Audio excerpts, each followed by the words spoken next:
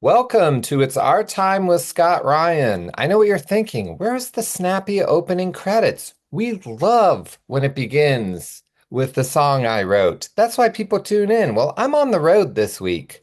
So we're doing an impromptu episode because today is the 35th anniversary of Twin Peaks. All of our lives changed 35 years ago today. And crazily enough, Vanity Fair has covered this event, and we have the author with us today, Mike Hogan. Welcome to the show, Mike. Thank you, Scott. Great to be with you. I mean, my first question is like, as someone who lives in a Twin Peaks bubble, I literally have no concept of what the real world thinks of Twin Peaks. Is this a hard sell at Vanity Fair, or do people at Vanity Fair care about Twin Peaks like us nuts do? One thing I will say is everywhere I've gone in the past year while I've been thinking about this, talking about it, um, I can't think of a time where it's come up where someone hasn't said to me, "Oh my God, I love Twin Peaks. I love David Lynch. I'm a huge fan." The Twin Peaks fans are literally everywhere. Certainly, if you're around creative people, around people who care about art and expression. Um, and But I have to say, my job is really I'm the executive digital director at Vanity Fair. So I oversee a lot of our digital, I'm just like a editor, senior editor at Vanity Fair. Okay. Um, and every once in a while, I give myself a little passion project assignment. And so when I found myself a year ago obsessively rewatching Twin Peaks, really at the expense of what I was supposed to be doing, which is watching all the Oscar nominated movies to prepare for, the Oscar party. For some reason, I just kept every time it was like, let me watch this screener. I was like, or I could just watch one more episode and burn through the entire series, burn through Fire Walk with Me and the missing pieces, and then went and rewatched The Return. And and it was my escape actually from the pressures of work and from the Oscar season and all the expectations and doing that for I've done it for many years, and it's amazing, but it's also like it can be a grind.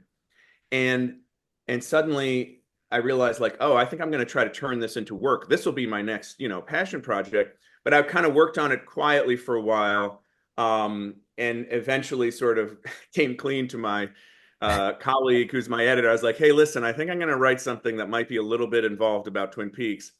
And he was really receptive. And then my boss, the amazing editor Radhika Jones, was also super receptive. So I was kind of pleasantly surprised. I felt like I was kind of like, I'm going to sneak this in.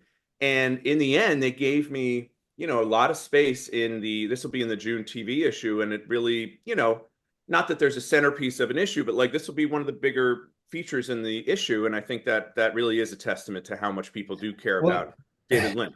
yeah, that's what I was going to ask you. It's one thing to be online because there's no cost to online. It can be Yeah. as long as it want or short as it want. You're looking for clicks. So Yeah. you can convince someone that, oh, there's a big fan base, they'll click.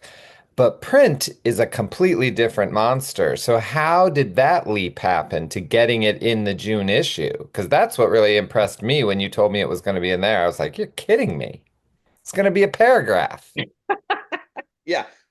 Well, yeah, I mean, long story short, when I did sort of come clean to my colleague Jeff Giles, he's the executive Hollywood editor, and I was like, "Look, I think I'm going to do this thing." And I really was like, I have the prerogative to assign myself a digital story. Like I can do that, right? But I was like, this thing's getting kind of intense. And also I've talked to Mark Frost, I've talked to Kyle MacLachlan, I've talked to Matt Janamick, I've talked to, started listening. And he's like, well, we have a TV issue coming out in June. Like, let's do it. And I had in mind, of course, the 35th anniversary. Mhm. Then what happened was David Lynch died. And at that point, I think it became, more newsworthy in a tragic way. And so then it was like, all right, I honestly, Scott, I know you write books all the time. You are like really in the trenches of writing. I am not as much in the trenches of writing.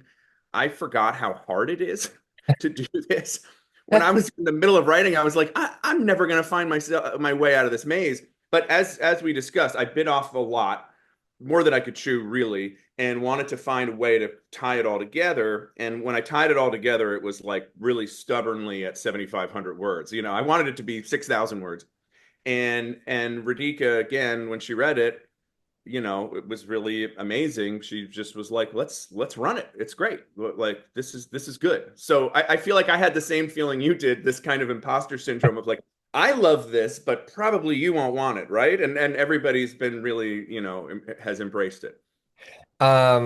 There's so much, everything you're saying is making me have 12 more questions, but I want to roll back because you said something that I'm curious how you did it correctly and how you knew. Because my fear for people watching Twin Peaks is it is the hardest show to watch. I don't think there's another show that's more difficult. And I'm not talking about content, I'm talking about order. So Yeah. you said that you watched the series, then you watched Firewalk with Me, then you watched The Missing Pieces, then you went to The Return. How did you know how to do that? And how did you know how to find it? Um, how to find The missing Missing pieces. Pieces. I mean, most people just, if it's not on their Netflix, they're out. I had never seen missing pieces before. That was the one thing that was totally new to me. So one of the big reasons why the story is what it is that, well, I haven't actually, I didn't get into this, but like, do you ever play video games? Of course. Yeah, like another thing that I'll do in the shadows when I'm hiding, trying to not let my wife notice, is like play, Legend of Zelda games, right? Like Breath of the Wild and all that stuff. And actually, at one point, when they had the Breath of the Wild sequel, I interviewed the guys who made it. That was another case of taking like a hobby and putting it into work. Uh-huh. That way you can write off all that video games is perfect. Yeah, if only. But so uh, so I started approaching Twin Peaks the way you approach a really hard video game, or at least the way I do. When you're a kid, or when we were kids, you just had to like play it until you could figure it out, or hope that some kid in your neighborhood would like tell you the secret that they somehow figured out on Right. some weird like. ABBB up, up, over, over, down. So now there are many websites that just tell you what to do. Like if you finally are just like, look, I'm a grown man. I don't have thousands of hours to try and complete this, whatever it is, like the water temple. Let me just look it up on IGN. And so in retrospect, I realized that's kind of what I did with Twin Peaks, because as I'm watching it, I'm going, I've watched this all before, but I never really understood what the hell was going on at some level beyond a certain point of like the simple plot. Let me see if I can really figure it out. And so every time something confused me, I would Google it. And I found myself on the Twin Peaks blog, on Reddit a lot, on the Twin Peaks wiki, and started getting this much deeper appreciation for what was going on. And as I say in the story, I think a lot of it is like cuckoo, some of the stuff on Reddit. But even when it's cuckoo, that's great. It's awesome. The show is insane. Like you like the crazier the better. Like bring it on. And so I think somehow through that I started realizing, what the hell is MP? Why are people talking about stuff I've never heard of from MP? Like what's that? So that's how. And then I am a Criterion subscriber, and it's right there. Or it was at least when I needed it. That is true. Yes, it is on Criterion, but I feel, and I love the missing pieces. I mean, I think they are, and I think it's one of the most interesting things about David Lynch as an artist is to compare the David Lynch of 1992 to the David Lynch of 2017, Yeah. because there are no missing pieces in The Return. Yeah. If he shot it, you saw it. Yeah. And but in 92, he shot these beautiful, brilliant scenes with all his friends. I mean, Charlotte Stewart and Jack Nance, and he cut them all. He knew them their whole life. And he was that kind of artist. He said, "This is Laura's story." And I find that change to be so fascinating and interesting to look at. Yeah, and clearly by the time of the return, he had reached a place, at least it seems to me, of being totally uncompromising, right? He Right. had earned the right, and probably at the expense of output, really. But he'd gotten to the point where if he's going to do it, he's going to do it his way. And if people aren't good with that, then he's out. And I actually, sort of get at in the story. I think part of that was a lesson he learned from season 2 of Twin Peaks, where, it's you are very good about talking about this. Like this whole idea that he wasn't there is ridiculous. But when you really look at the quote in Lynch on Lynch, you can tell he just it got away from him. He didn't feel like he was controlling it, and he didn't like that feeling, and he didn't like the result. So he may have been there signing off, but he was signing off, it seems to me, begrudgingly. Because he's not afraid to fail. Like Firewalk with Me failed, and he was like, "This is good. I like it." Right. But so I think by the time he got to the return, it was just like, Mark Frost and he wrote scripts together, and then at least according to Room to Dream, the book that Lynch, co-wrote, he then spent a bunch of time writing it exactly the way he wanted it, and then he shot it exactly the way he wanted it. Mark Frost said he didn't even ever see a final cut. It just like was like go watch it on Showtime. Right. Yeah. Poor Mark Frost, but it is interesting that relationship. But I do think that David Lynch works best with someone else. I think Yeah. he does spawn ideas from that, and I think it is a good idea for him. I think that's where he did a lot of his best work, is when he had someone to bounce those ideas off. Whether it's Mary Sweeney or Dwayne Dunham as an editor, all of those things. I think that's when he did the best. Well, Um, he was a great collaborator in a sense, but like a Pied Piper type collaborator, right? It's like he drew people to him with a vision, and he clearly liked to have fun at in a way making stuff. And when people could play with him and ideas came up, he would embrace them, right? But at the end of the day, I think, he had something in mind and he wanted that, you right. know. And I mean, I think honestly, Spielberg is the same way, Scorsese is the same way, Francis Ford Coppola is the same way. Yeah. And those are why we talk about those directors. Oh, look at me, I didn't name a woman. Barbara Streisand is that way, Penny Marshall was that way. I mean, that great directors don't compromise when they're working. When the camera starts shooting, they do beforehand, but not once the camera starts shooting. Yeah, I think that's probably right. And I will tell you another thing, that the more Twin Peaks I watch, the less sort of like Netflix flavor of the week I could tolerate, because it's Uh, just you can almost like feel the writers in the room hammering out the sort of like customary beats. It's like, give me a vision, give me something that has some life force in it. I feel like people are disappointed that Twin Peaks like had this blip and then fell, but I can't even believe it had the blip. I just don't think David Lynch's work is for everyone. You have to be an artist, you have to be open to ideas. I mean, what do you think? Could the populace consume Twin Peaks on Netflix today? I don't know about that one, but I can answer the other part of your question. I'm a big Bob Dylan fan, Oh, me right? too. What's your favorite album? Maybe Blood on the Tracks. I don't Track's a great one. Yeah. Love and Theft was the correct answer. Sorry. Go on. I love Love and Theft. I agree. I mean, yes. Well, time out of mind. Anyway, okay. So, point is, I love Dylan, getting them off topic. That's what they tune in for, is for me getting them off topic. Dylan, for a while, I had a definition of genius that was based on Dylan, which is somebody who's going to do exactly what they were going to do, and it happens to be the thing that the world needs at that moment. And I think that, like, it's more kind of rewarding and interesting for some reason, kind of slightly in a depressing way, but nevertheless, it's more interesting to listen to Dylan, to listen to the Beatles, to watch Twin Peaks, than to watch something by someone who's an absolute genius but never had any success. The fact that it actually intersected with the culture in a really meaningful mainstream way, that as Damon Lindelof said, when I watched it, every neuron in my brain fired, is kind of what makes it so compelling, and Mhm. and almost what gives you like license to be obsessed.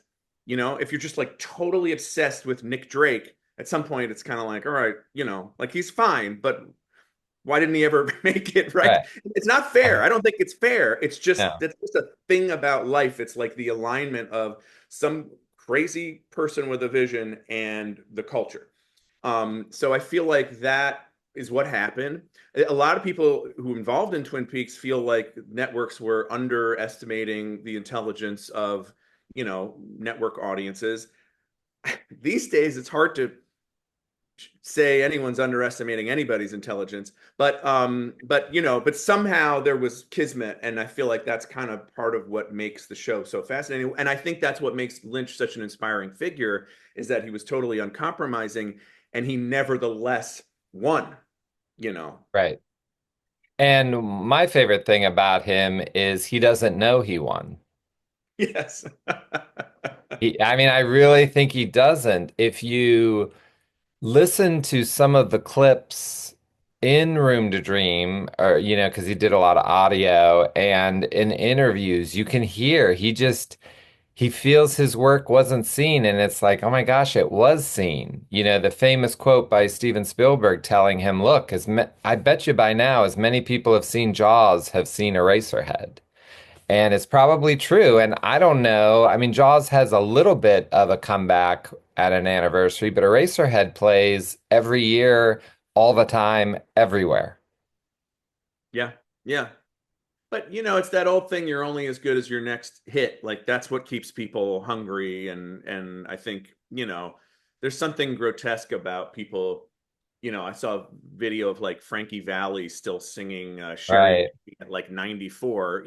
Like you'd rather have someone who's just like, okay, that was all great and it's behind me. Like, what's next? That's why he's great. Definitely. What didn't make the article? What did you have to leave to the side that hurt? The two things that hurt were the great story about Adele Jones rallying everybody to help Carol Stroiken after his house burned down. Carol Stroiken, who plays the giant, the fireman, lived in Altadena. He's sitting down to dinner with his wife, and suddenly sees basically like a fireball out the window. They jump in their cars, and that's all they have is their cars. And he's 7'3". And so Adele Jones, who plays Lieutenant Knox in The Return, and is a longtime friend and former, deputy of Joanna Ray, the casting director, she gets wind that Stroiken needs clothes and needs everything. He needs everything, and so she puts together a big. She helps with a couple of fundraisers for him that Twin Peaks fans, but also a lot of cast and crew come to. She puts panels together, and she also gets Shaquille O'Neal and several other NBA players to donate clothes to Carol Stroiken. So he's walking around in Shaquille O'Neal's clothes right now, which I think is really Yeah, awesome. that is And it really was just cool. like it was in the story after the Mary Reber stuff, and I think people were just like, you can't introduce another episode here. Like, I get it, you know what I Right. mean? But Adele is so cool. She and Josh Eisenstadt and I had like a amazing hour-long meal at Bob's Big Boy. uh, and they were very generous. So I feel bad about that. And the other thing is Devery from the band Fuck You Tammy. um, I'm going to do something with her in your book later, so I don't need to spoil it all right now. But she is in the great Twin Peaks tribute band F You Tammy, Fuck You Tammy. Um, and actually, when I told Christabel, I interviewed Christabel, and I said I just talked to them, and she was like a little stung for a minute. She's like, "Yeah, I've heard of them." She's like, "I hope that the name is meant, as a tribute." I think so. Poor Christabel, I think, is just stung by some of the reaction Sure. to her in the return, but I assured her they love you, Christabel. They love the show. It's just a great line. It's just a funny Well, line. that's the thing. Yeah, it is interesting, but that's what Twin Peaks people do. I mean, there's a Right. fish in the percolator, wrapped in plastic, fuck Yeah. you, Tammy. Like we take these lines and it becomes our vernacular. It's how we talk to each other. Yeah. We're Yes. using, I mean, when Josh Eisenstadt and I have a conversation, we make each other laugh by picking the most obscure quotes. And that's how I write my books too. Yeah. And my favorite one is in this new book. I said that Cheryl Lee reminds me of a Mexican Chihuahua. And my Yeah. editor said, Why a Mexican Chihuahua? And why would you say this? Chihuahuas aren't nice, and you're calling her a dog. And he wrote this long thing, and I was like, it's what Gordon Cole calls Kyle. It's okay. But you just speak this new language. And actually, it's funny. That's another thing that ended up on the cutting room floor. But you probably know this, that Michael Caputo, who engineered the crazy effort to save Twin Peaks, the fan thing, Coop, citizens opposing the Offing. thing of Peaks. They his partner Keith Poston called Bob Iger a Mexican Chihuahua on the cover of USA Today, and that was like their big publicity coup. But it's like it goes back to then, this thing of yeah, like just reciting lines to each other. Like when I went up to the event in Snoqualmie, and it's like you get a hat and a bag that say "Let's Rock." Like that is amazing. I can't wait to walk around and see if anyone knows what the hell this means. I know. Well, it is true. I mean, there is the Black Keys have a song called Fire Walk with Me, and the Mm. name of the album is Let's Rock. And then like they're telling Yeah. me something and I'm telling them something. And that's my favorite thing to do in my books is try to be the more obscure, the better. Yeah. So, F you, Tammy is nothing against Christabel. I No, mean, no, nobody definitely. cares at all. It's more, plus Laura Dern, I would say, if anything, by the way she delivers the line. Exactly. Yeah. Um, how was interviewing Kyle? I got to interview Kyle for the first time for the latest Blue Rose, and I was blown away by his kindness and his just regular guy. How did you find Kyle? Same, exact same. And listen, it's not the norm, right? With all due respect to all the other actors in Hollywood. Like, well, it was a Lynchian maybe moment or a kind of a cosmic moment. I was had a lot of this story in my head. I think I had talked to Mark Frost and Harley Payton, and that was about it. In September, when we had a party at the Toronto Film Festival, and I look across the room, Vanity Fair had a party. I look across the room and there's Kyle MacLachlan standing alone, and he wasn't even on the list to come. And it turned out And that you kicked him out. You went, hey, buddy, you got I a was like, ticket. Get out of here. hell out of here. It turned out one of his friends, an actor, had invited him, but was late. So I was just like, hi, like trying not to exude too much pick me energy. Right, But I was like, hey, I'm working on this story. I've actually been meaning to try to talk to you, all this stuff. And he couldn't have been more charming and generous. Told me who to contact. We had an interview on Zoom. And then, after David died, as I was really getting ready to write the story, I was like, listen, I think we should talk again because last time I talked to you, David was right, alive and everything was different. And he invited me to his house, and we drank coffee together and talked. And I got to see the reason I saw his gym is that he was going in there to grab me a water before I left. Just such like a nice guy, like a good host. right. So he really is a lovely person and very thoughtful about the fans and thoughtful, I think, about you know where he was in his career at the time versus where he is now. He was. I mean, another thing that's on the cutting room floor, like a lot of stuff, is he was reflective about the whole thing of insisting that Cooper take off the suit, the flannel shirt, all that. He's like, I was trying to, become a leading man, and I had a team, and they were saying to me, you cannot get typecast in this kind of role. And he said, in looking back on it, I just think it was a mistake. That wasn't true to the character. Like I should have just stayed in the suit. But Right. it's not like he's not like angry about it or anything, but he's very clear-eyed about a lot of stuff. And I think and you just get the sense that there was a time where we all know that he didn't want to do too much in Fire Walk with Me for that reason, right? This fear of being typecast, which makes sense at that time.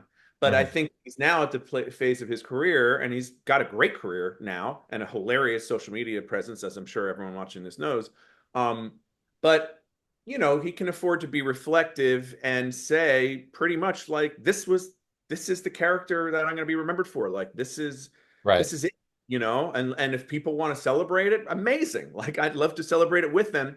And he talks about he says like, I love Jimmy Page. Like, I just think about it. If I was meeting Jimmy Page, what would I want Jimmy Page to be like to me? That's how I think about it. So, he's really, I've said enough, but I can't say enough about Kyle and what a good dude he is. I agree. I mean, he was so kind to me. It was really he was like my last white whale to get. I'd pretty much interviewed everyone, but I'd never gotten to Kyle, and that really meant a lot to me. Um, And I wanted to ask him about Firewalk with Me, but I was kind of nervous about it. And George Griffith, who plays Ray in The Return, I was talking to him ahead of time, and he said, "Just ask him; it'll be fine." And then it was fine. He just like I think he is more reflective. I don't know how open to those questions he would have been in '95, let's say.